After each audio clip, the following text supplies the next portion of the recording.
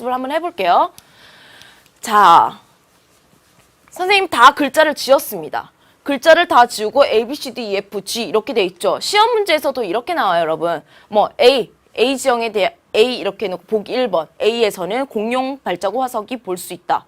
아니죠. F. 뭐 F에서는 석회암 자원을 석회암을 우리가 캘 수 있다.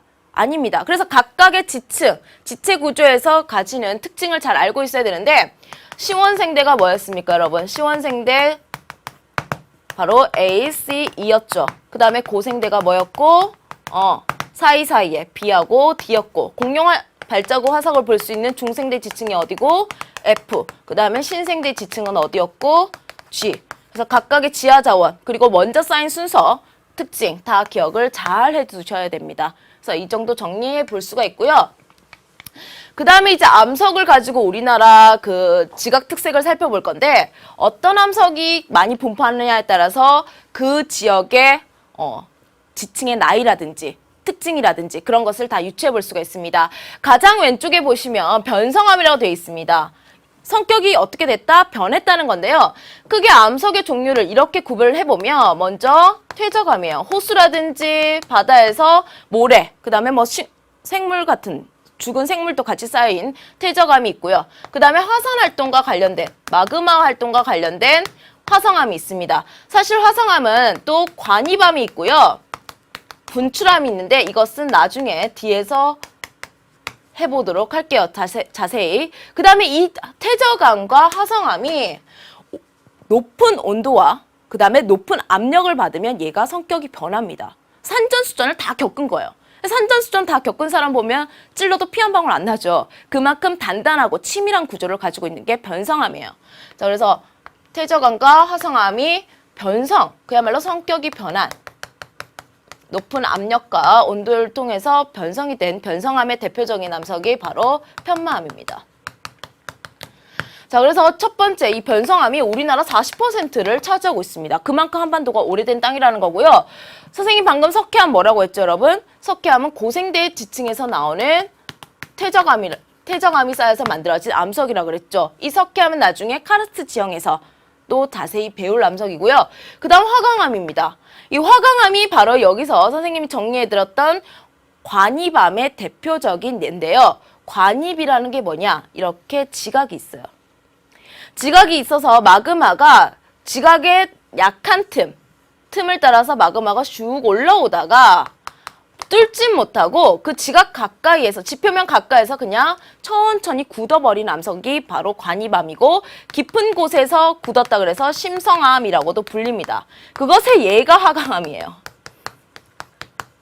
자, 그래서 우리가 화강암도 우리나라의 약 30%를 차지할 정도로 우리나라 화강암도 많다는 거.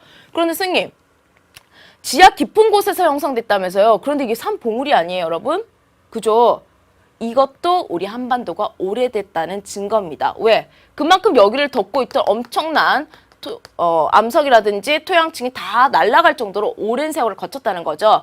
그것은 나중에 돌산할 때 설명을 드릴 거고요. 그 다음에 분출암 중에 대표적인 게 바로 현무암입니다. 그야말로 분출을 했어요. 마그마가 빵 터졌습니다. 화산활동과 관련돼 있기 때문에 화산암이라고도 하고요.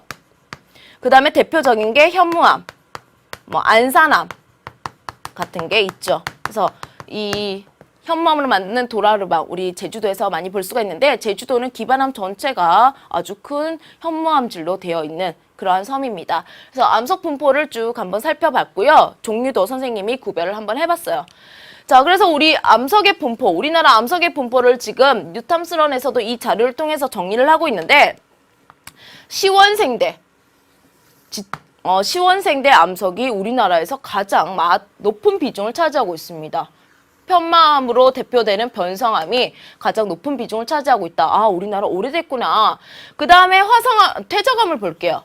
고생대 때 퇴적암이 있는데 이 고생대 때 퇴적암은 조선노충군하고 평안노충군을 나눠가지고 거기서 각각의 지하 자원도 기억을 하시라 그랬죠. 그 다음에 중생대 때 퇴적암 뭐 있었어요, 여러분? 공룡 화석 발자국을 볼 수 있는 경상분지 기억을 해주셨으면 좋겠고요. 그 다음에 퇴저감 중에 제3기 때 쌓인 제3계라는 지층이 있었는데 갈탄이 나온다는 거 기억해 주셨으면 좋겠다고 했습니다. 근데 이 화성암요. 화성암은 지금 직접적으로 우리가 지체구조 A부터 F까지 다룰 때 지체구조에서 다루지 않았죠. 그것은 조금 있다가 지각변동할 때 다룰 겁니다.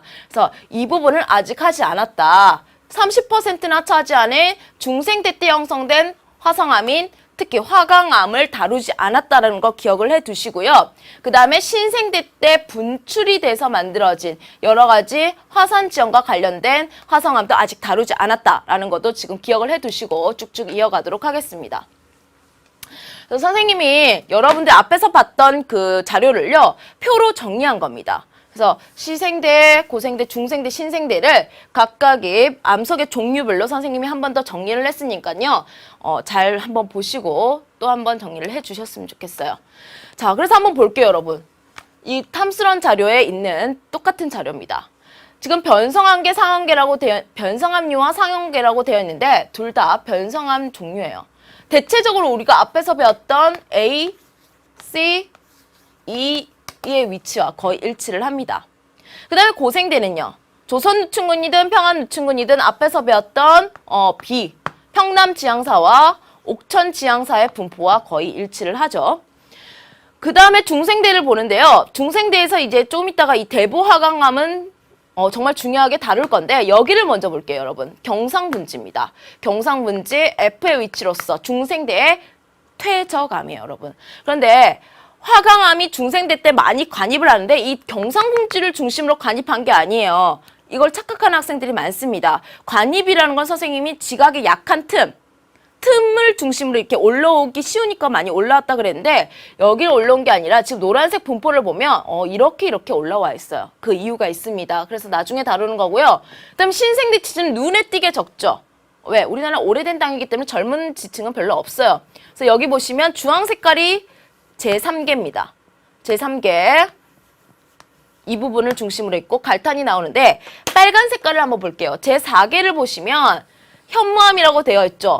백두산, 개막원 일대, 그 다음에 철원 용암대지 일대, 그 다음에 한라산, 제주도 일대 이런 화산활동이 발생했던 지역에서 현무암이든 안산암이든 화산암을 볼 수가 있다는 거를 지금 한꺼번에 표현해 둔 건데요. 이거 다시 한번 정리를 할 겁니다. 자, 그러면 앞에서 우리는 암석과 우리 한반도의 전체적인 지체 구조, 땅의 몸 구조를 봤어요. 우리 신체 구조처럼 지체 구조를 봤는데 지금부터 할 건 뭐냐면 우리 한반도에 어떠한 지각 변동이 있었냐. 앞에서 지각 변동 배웠죠. 뭐였어요, 여러분? 위아래로 움직이는 거. 조륙 운동, 융기하고 침강, 그 지각 변동입니다. 땅에 뭔가 상하 혹은 좌우로 땅의 움직임이 발생한 운동을 우리가 지각 변동이라고 하는데요. 좌우로 이렇게 양쪽에서 밀어서 형성이 될 수도 있죠. 습곡이라든지 단층이라든지. 자, 그런 이런 지각 변동을 이 땅이 겪으면요. 뭔가 충격이 가해졌기 때문에 지지지지 금이 납니다. 틈이 생겨요. 선이 그입니다. 그걸 바로 지질구조선이라고 하는데 이 지질구조선은요. 나중에 산맥의 방향에서도 배우겠지만 자, 보세요. 여러분, 금이 갔어요. 금이 간 곳은 여러분 어떻죠? 그렇지, 약하죠. 그래서 약한 틈을 따라서 빗물도 잘 스며들 거고요. 거기다가 기후변화에 의해서 녹았다 얼었다를 반복하면서 아까 풍화도 진짜 잘 일어난다고 그랬죠. 풍화가 일어나요. 그러면서 이렇게 파여요. 그러면 더 하천도 이 낮은 곳을 중심으로 계속 지나가겠죠. 그래서 더 깊이 파입니다. 그래서 나중에 지질구조선은요. 하천과 뭐를 결정하는? 산맥의 방향을 결정하는데 영향을 준다는 내용으로 우리가 배울 거예요. 자, 그래서 지질구조선은 어려운 거 아니고요. 그냥 틈이라고 정의를 하시면 됩니다. 틈, 선이다. 자, 그러면 우리 중생대부터 지각변동을 정리를 한번 해볼 건데요. 선생님 왜 치원생대나 고생대의 지각변동은 없고 중생대부터 나오나요? 라고 질문하는 학생들이 있을 겁니다. 고생대까지는 우리나라가 그렇게 큰 지각변동을 겪지 않았다는 거죠. 중생대에 크게 3가지 지각 변동을 겪고요. 그 다음에 신생대 때 하나 이렇게 배울 겁니다. 그래서 중생대 때 3개, 그 다음에 신생대 때 1가지 지각 변동을 지금부터 배울 거라는 거. 근데 중생대는요. 아주 사이좋게 하나씩 일어납니다. 중생대를 크게 우리가 초기, 중기, 후기로 나눠볼 수가 있는데 뭐 여러분들은 기억 안 하셔도 돼요. 트라이아스기라는 시기가 있었고 그 다음에 쥐라기, 그 다음에 선생님 한반도의 공룡의 시대, 백악기라는 시대가 있었습니다. 자, 첫 번째 중생대 초기 때 한반도가 북부 지역을 중심으로 크게 융기해요. 전반적으로 좀 융기를 합니다. 그 이름이 바로 송림운동이에요. 이런 단어들이 처음에 어색할 수 있는데 가장 초기에 일어났다는 거 알아두시고요. 그 다음에 여기서 기억해야 될 건 뭐냐면 북부 지역을 중심으로 이렇게 지각운동이 발생했기 때문에 북부 지역을 중심으로 금이 갔겠죠. 그 금이 무슨 방향으로 금이 갔냐면 여기 보시면 중국의 요동반도라는 데가 있어요. 북한에서 이게 바로 왼쪽에 요동반도가 있는데 역사 시간에서도 많이 언급이 되는 부분이죠. 여기가 요동. 그래서 요동반도를 향해 있다는 뜻으로 우리가 바로 중국 발음 그대로 랴오동, 요동이 랴오동 방향 뜻으로 랴오동 방향의 지질 구조선이 그입니다. 구조선. 그럼 선생님 그림에서는 산맥이라고 돼 있는데요. 랴오동 방향 산맥? 조심하셔야 됩니다. 이 보기는 틀려요, 여러분. 송림운동에 의해서 랴오동 방향의 산맥이 형성되었다. 그건 틀립니다. 아직까지 산맥은 형성되지 않았고요. 지질 구조선만 그여 있는 상태입니다. 산맥은 나중에 형성이 돼요. 자, 그래서 아직까지는 구조선이다. 산맥 아니에요, 여러분. 금이 같다는 거. 그 다음에 이제 쥐라기 때 발생한 아주 중요한 지각 변동이 바로 대보조산 운동이에요.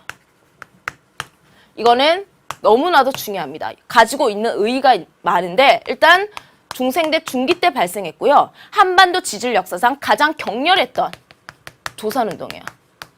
여러분 믿기지 않겠지만 이 조산운동에 의해서 엄청나게 큰 습곡산지가 만들어졌답니다. 에베레스트 산보다 더 높은 습곡산지가 있었대요. 그런데 그게 아주 오랜 세월, 1억 년이 넘은 세월을 거치면서 다 없어져요, 나중에. 선생님 진짜요? 그렇게 높았던 산이 없어지나요? 1년에 0.1mm, 1mm도 아니고 0.1mm씩 곱하기 1억 년을 해도요. 10km 다 없어집니다. 그죠? 엄청난 세월이 지나면 없어지는데 아무튼 가장 격렬했던 조산운동이고 습곡산지가 이 습곡산지를 만든 게 대보조산운동이었습니다. 그리고 이 대보조산운동은 어디를 중심으로 지금 송림운동이 북부 지역을 중심으로 일어났다면 대보조산운동은 중부와 남부를 중심으로 일어납니다. 그리고 무슨 방향의 금을 긋냐? 지금 이거는 중국 본토를 향하고 있다 그래서 중국 방향의 구조선이 그려졌다고 얘기를 해요. 마찬가지 중국 방향 산맥은 아직 형성된 게 아니에요. 산맥이라고 하시면 안 되고 구조선이 그린 겁니다. 그 다음에 이때 중요한 게 뭐냐? 대보화강암이라는 우리나라에 아주 높은 비중을 차지하는 암석이죠. 화강암. 대보화강암이라는 화강암이 대규모로 관입을 합니다. 그런데 뭐를 따라서? 지질 구조선을 따라서. 선생님이 마그마가 이 땅을 뚫고 올라오려면 약한 틈을 따라서 뚫고 오겠죠. 단단한 곳은 알아서 피해갈 겁니다. 약한 틈을 따라서 뚫고 올 건데 지금 대보조산 운동에 의해서 지금 금이 많이 갔어요. 그 틈을 따라서 이렇게 마그마가 올라오는 겁니다. 한번 확인해 볼게요, 여러분. 앞에서 선생님이 중생대를 다시 한번 다룬다 그랬죠. 지금 대보화강암이 위치하고 있는 분포를 보시면 무슨 방향의 구조선과 거의 일치합니까? 그렇죠. 중국 방향의 지질 구조선과 일치하게 거의 비슷한 평행하게 지금 대보화강암이 관입되어 있다는 걸 알 수가 있습니다. 그렇기 때문에 경상분지에 관입된 게 아니라 약간 지질 구조선을 따라서 관입이 됐다는 거 너무나도 중요합니다, 여러분. 그 다음에 백악기예요. 백악기 때는 그렇게 썩 중요하진 않은데 이때 발생한 운동이 불국사 운동입니다. 변동이라고도 하는데요. 이제 중생대 말기 때 무슨 화강암이 관입한 거? 불국사 화강암이 관입했다는 것 정도. 그리고 불국사가 여러분 경주에 있죠. 그래서 경상분지 주변에서 주로 발생한 지각 변동이라는 거 알아두시고요. 대보조산운동 너무나도 중요하다는 거. 그래서 각각의 방향도 정리를 해두시고 화강암이 언제 어떻게 관입했는지도 정리를 해두셔야 됩니다. 중생대 끝났어요, 여러분. 송, 대, 불 순서죠. 그 가수 이름하고 좀 비슷한데 송대관 아니고 송대불이에요. 송대불 순서로 일어납니다. 자, 그래서 신생대로 이제 넘어갈게요. 선생님이 이미 우리나라 지각 변동 4개 중에 3개를 냈고요. 신생대 때 무슨 일이 일어났는지 정리를 해볼 건데, 자, 엄격하게 얘기하면 신생대 초기, 중기 때 제3기 중에 중기 때 신생대 제3기 경동성 요곡 운동이 일어납니다.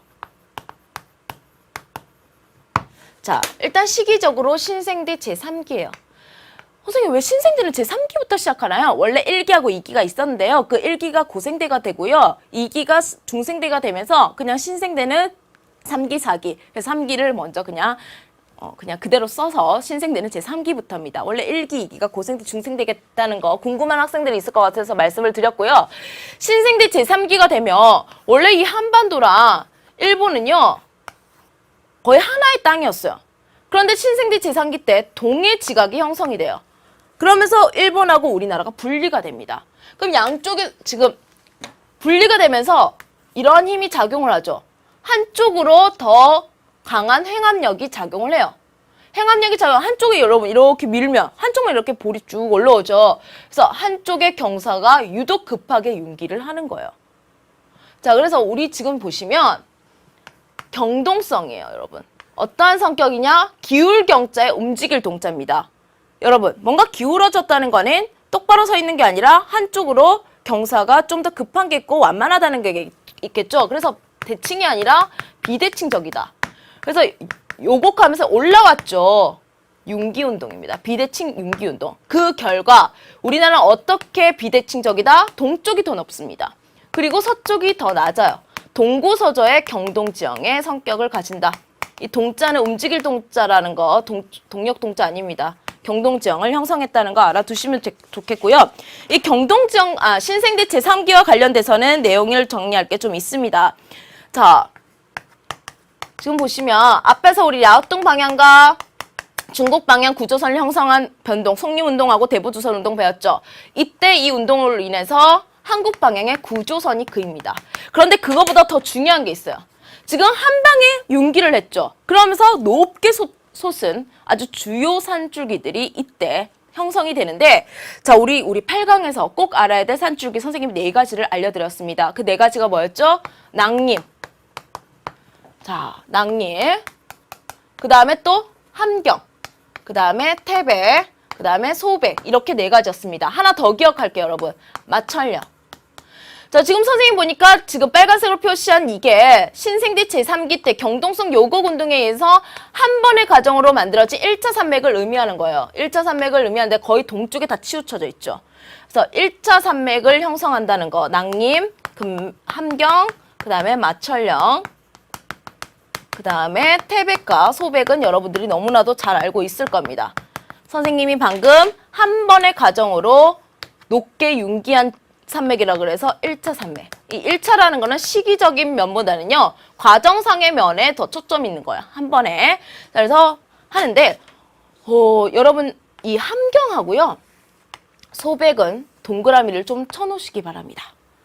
여러분들이 착각하는 게 있기 때문에 일단 동그라미 쳐놓으시고 조금 이따가 산맥 방향할 때 정리를 해드릴게요. 그리고 또 하나 기억해야 될 게 있는데, 이거 시험 문제 너무 많이 나와요.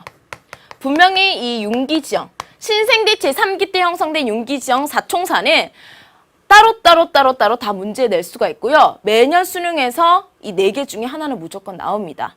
자, 원래 이렇게 평탄했어요.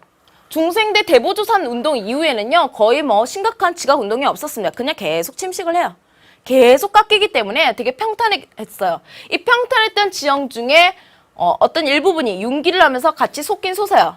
그런데 그 평탄면을 그대로 유지를 하고 지금도 침식이 이루어지지 않았기 때문에 이렇게 높은 위치에서 평탄면을 유지하는 고위평탄면이 융기지형의 제1입니다. 가장 먼저 배울 거고요. 산지지형에서. 그 다음에 원래 평야를 흐르던 하천이 팔자가 바뀌었어요. 산지를 흐르게 되죠. 융기를 하면서. 감익공유하천이 또 융기지형으로 배울 거고요. 그 감익공유하천과 같이 세트지형으로 배울 게 하안당구고요. 그 다음에 바닷가에서 해안당구를 배울 겁니다. 그래서 선생님이 가끔 선생님 그 학교에서 수업할 때는 처음에 수업 시간 딱 들어가면 얘들아 윤기적 4개 말해봐 이렇게 워밍업을 시작을 해요. 처음에는 어려워하다가 여러분 다다다다 이렇게 얘기하는데 고위평타면 산지지형에서 하나, 그 다음에 하천에서 세트예요. 감익공유하천 바로 옆에 하안당구가 있는 겁니다. 그 다음에 해안당구 바다에서 원래 파식대 그 해변가에 있던 게 그대로 융기를 하면서 계단 모양을 형성하는 해안당구. 선생님이 8강에서 강릉, 정동진 해안당구로 유명하다 그랬죠. 자, 그래서 이거 융기 지형 4가지도 정말 중요하다는 거. 그래서 꼭 정리를 해 주셨으면 좋겠고요. 자, 그 다음에 이제 기후 변동에 들어갑니다. 아주 많이 달려왔기 때문에 간단하게 선생님 정리를 해드리면 신생대 제3기는 선생님이 경동성 요곡 운동으로 아주 대표되는 지각 운동을 설명을 해드렸고요. 그 다음에 사실 신생대 제3기 말부터 4기 초는요. 우리 한반도의 화산활동이 활발했던 시기입니다. 그리고 신생대 제4기가 되면 이때는 기후변동으로 설명되는 지형 형성 작용, 그것으로 인해서 만들어진 지형이 우리가 지금 네 번째 기후변동에서 다뤄볼 건데요. 여러분, 둘리가 뭐 타고 왔죠? 빙하 타고 왔죠. 우리가 지금 살고 있는 세상에서는 빙하가 녹고 있습니다. 따뜻해지고 있는, 지구의 온도가 따뜻해지고 있는 후빙기에 지금 우리가 살고 있는 건데요. 지금 제4기 때의 그 남극과 북극의 얼음을 조사해보면 총 4번의 빙기와 그 다음에 3번의 간빙기, 그 다음에 지금 우리가 후빙기에 살고 있다는 겁니다. 그래서 해수면의 그 변화가 한 100m 내로 발생을 했대요. 그리고 지금보다 평균 기온이 한 8도씨 정도 차이가 났답니다. 그래서 빙기라 그래서 우리 지구 전체가 다 얼음 덩어리였던 게 아니라 좀 겨울 기간이 좀 길고 좀 평균 기온이 낮았다. 그래서 빙하의 면적이 지금보다 좀 넓었던 그런 시대였습니다. 자, 그래서 보니까 우리나라 주변을 보니까 서해와 남해 일부가 다 육지로 연결되어 있었죠. 하지만 동해는요, 워낙에 수심이 깊기 때문에 100m 왔다 갔다 하는 거 가지고 별 차이가 없다는 것도 느낄 수가 있다. 그리고 그래서 울릉도와 독도는 빙기나 후빙기나 옛날이나 지금이나 섬이었다라는 것도 가끔 시험 문제에서 묻습니다. 자, 그래서 기후변동에서 우리가 4번의 빙기, 그 다음에 3번의 간빙기, 지금 우리가 후빙기, B가 후빙기죠. 마지막 빙기입니다. 그래서 우리가 정말 죽고 또 죽어서 지구의 나이가 더 오래가 되면 후빙기도 나중에 간빙기로 배우겠죠. 아무튼 간빙기와 후빙기는 둘 다 따뜻해지는 시기, 빙기는 지구의 기온이 낮아지는 시기입니다. 자, 그래서 한번 볼게요, 여러분. 해수면이 이렇게 낮아져요. 빙하 얼음의 면적이 넓어지고 해수면은 낮아지는 이 A 시기가 빙기고요. 다시 이렇게 해수면이 올라가는, 얼음이 녹으면서 해수면이 올라가는 이 시기가 후빙기에 지금 해당이 된다는 거, 그리고 해수면의 변화 높이도, 변동폭도 잠깐 알아두시면 좋겠고요. 자, 그래서 빙기와 후빙기의 특징을 비교를 해볼 건데요. 자, 해수면이 변동을 한다고 했습니다. 빙기 때 해수면 어떻게 된다고요? 하강한다 했죠. 그 다음에 후빙기 때는요, 해수면이 상승한다고 했습니다. 선생님, 해수면 옆에 이상한 글자가 하나 적혀 있어요. 침식 기준면이라는 글자가 적혀 있는데 이건 뭐예요? 여러분들 지리에서는요, 시험 문제 어렵게 내는 방법이 너무 간단합니다. 침식 기준면이 상승했다. 빙기 때 침식 기준면이 하강했다라는 보기가 나옵니다. 그 보기를 보는 순간 아이들이 겁먹을 수가 있어요. 왜? 평소에 쓰는 단어가 아니거든요. 그거를 해수면으로 고쳐보세요. 빙기 때 해수면이 하강한다. 그건 당연히 맞죠, 선생님. 이러면서 잘하는 거예요. 똑같은 얘기입니다. 자, 그래서 해수면이 침식 기준면인데, 침식 기준면은 뭐냐면 이렇게 바다가 있어요, 여러분. 근데 육지에서 이 물의 작용이 하천이죠. 이 하천의 침식의 기준면이 되는 게 바로 뭐를 기준으로 하천의 역할이 끝나냐면 해수면을 만나는 순간 바톤 터치를 해줘야 되는 거예요. 이제 너의 역할이다. 그게 바로 침식 기준면이고 그게 해수면과 일치한다는 겁니다. 그래서 빙기 때 해수면이 내려가니까 침식 기준면도 어떻게 돼요? 같이 내려가는 거예요. 후빙기 때 해수면이 올라오면 같이 침식 기준면도 고도가 올라가는 거예요. 그래서 침식 기준면하고 해수면하고 같은 내용이라는 거 알아두시고요. 지금 선생님이 빙기와 후빙기에서 가장 기본적인 내용을 정리를 해드렸습니다. 그래서 다음 시간에 선생님이 마저 못했던, 지금 함께 하지 못했던 내용들을 다시 정리를 해 드릴 거고요. 이어서 우리나라의 산지 시험까지 정리를 할 겁니다. 빙기 후빙기 다음 시간에 이어서 할 테니까요. 계속 준비를 해 주셨으면 좋겠습니다. 다음 시간에 볼게요, 여러분.